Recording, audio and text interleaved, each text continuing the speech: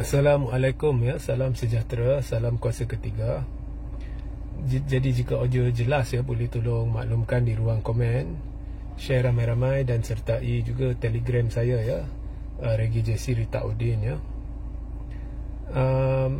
Pada sebelah petang tadi, anak kepada Datuk Seri Najib Tun Razak telah membuat satu sidang media dan telah membaca kenyataan daripada ayahnya Datuk Seri Najib Tun Razak dalam dua versi.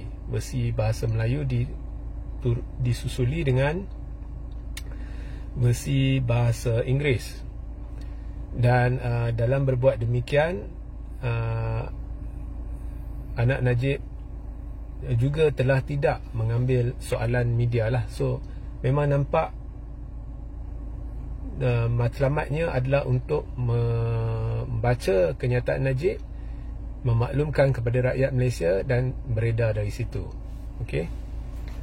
So di dalam kenyataan tu, Najib telah memohon maaf ya kepada seluruh rakyat Malaysia berhubung skandal 1MDB, dan telah mengaku bahawa beliau telah sepatutnya mengambil pendekatan yang berbeza ya, apabila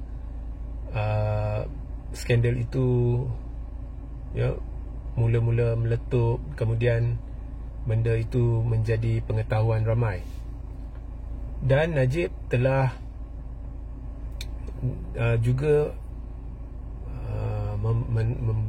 memberitahu ya bahawa beliau tetap dengan pendirian beliau tidak bersalah.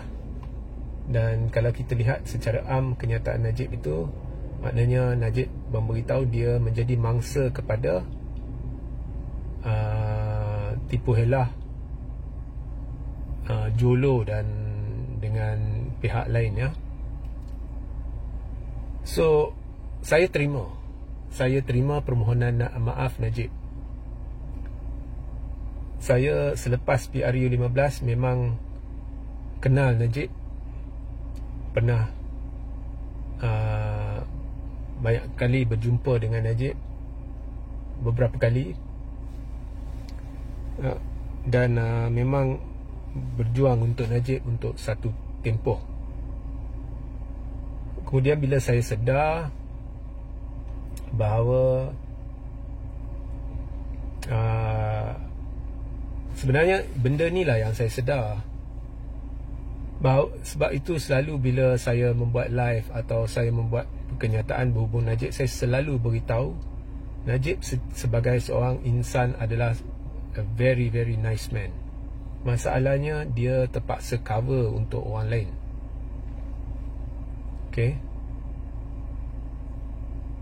Dan apa yang menyebabkan saya membuat keputusan untuk tidak bersama Najib pada penghujung 2018, bukan penghujung lah, lebih kurang ialah bulan September, lebih kurang macam tu lah, ialah apabila saya sedar bahawa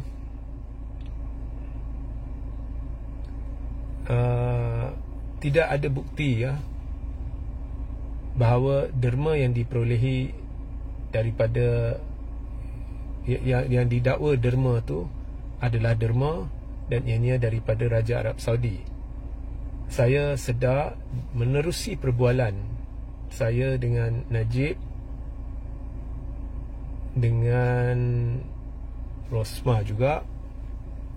Ada seketika tu saya macam dapat tangkap bahawa ini hanya anggapan. It's all an assumption.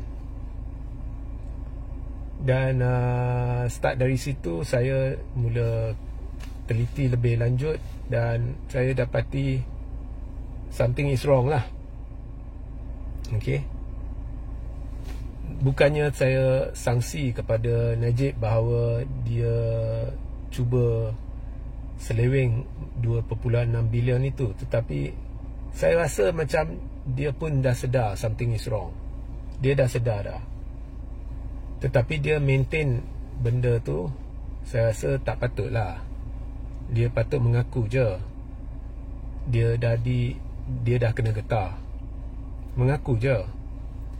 So dia tak buat begitu Of course, bila sampai ke peringkat mahkamah, mereka akan hakim-hakim semua dia berpandu kepada apa yang awak beritahu. Okey, ada bukti tak? Dan memang tak ada bukti. Malah ada bukti dari mana datang 2.6 bilion, malah lebih actually, dan ianya bukan daripada Raja Arab Saudi. Ada bukti, it's jelas, it's proven.